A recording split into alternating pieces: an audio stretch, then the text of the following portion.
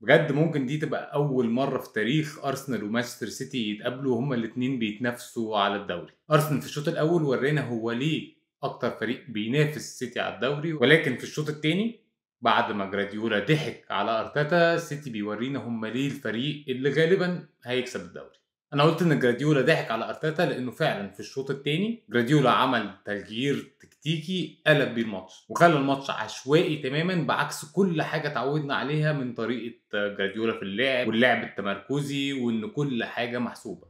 مانشستر سيتي خلصوا الماتش عاملين اسوأ ارقام ليهم في تاريخهم من يوم ما بيب جراديولا مسك تدريب النادي. سيتي خلص الماتش بأسوأ نسبة استحواذ ليه مع بيب جراديولا بنسبة 36% بس، وعملوا أسوأ نسبة تمريرات ناجحة ليهم بعد 90 دقيقة ب 72% بس. وسيتي اللي عموما اتعودنا عليه بيعمل 600 700 تمريرة في الماتش ده عملوا 219 تمريرة صح بس. نسمع الارقام دي نفتكر ان ارسنال يعني كان مقطعهم وان مانشستر سيتي كانوا محظوظين ان هم يكسبوا، ولكن اللي حصل ان العشوائيه اللي جراديولا عملها في الشوط الثاني هي اللي خلته يعمل ارقام سيئه كده ولكن يكسب الماتش.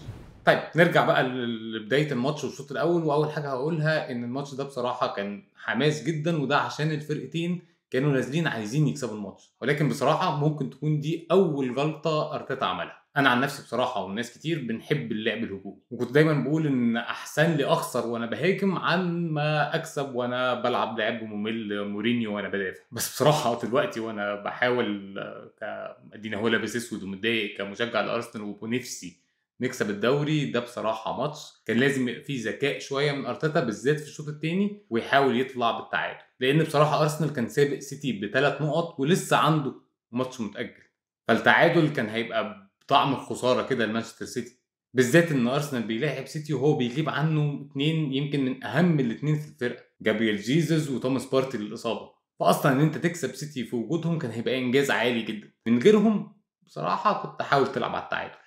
المفروض ارتيتا اول ما شاف اللي جراديولا عمله ده في الشوط الثاني كان حاول يجاريه ويلعبه بنفس الطريقه ويعمل هو كمان عشوائيه، لكن ارتيتا قال لك لا انا هفضل عند مبادئي وهبني الهجمه من ورا لقدام وهباصي واحاول اهجم واحاول اكسب، وهو ده اللي في الاخر اللي خسره الماتش. ولكن برضو عشان ادي ارتيتا حقه ممكن يكون عمل كده وحاول يهاجم زياده في الشوط الثاني بعد اللي حصل في الشوط الاول. ارسنال في الشوط الاول كان رائع وكان احسن من مانشستر سيتي بكتير، وده ممكن يكون اكبر اسبابه هي فزلكه طبعا جراديولا وانه قرر لتاني ماتش على التوالي يبدا ببرناردو سيلفا كباك شمال. طبعا احنا عارفين ان الباك شمال في سيتي وفي ارسنال ما بيلعبش كباك شمال طبيعي، يعني معظم الوقت بيلعب كلاعب خط وسط، فمن الناحيه دي ممكن افهم فكره برناردو سيلفا كباك شمال، ولكن اللي كان بيميز كانسيلو في سيتي وزينشينكو في سيتي ودلوقتي في ارسنال وهم بيقوموا بالدور ده ان هم اصلا لعيبه دفاعيه، فلما بتحتاجهم بيدافعوا صح. برناردو سيلفا مش لعيب دفاعي، فقام جاي جراديولا ملعبه قدام واحد من احسن ان ما كانش احسن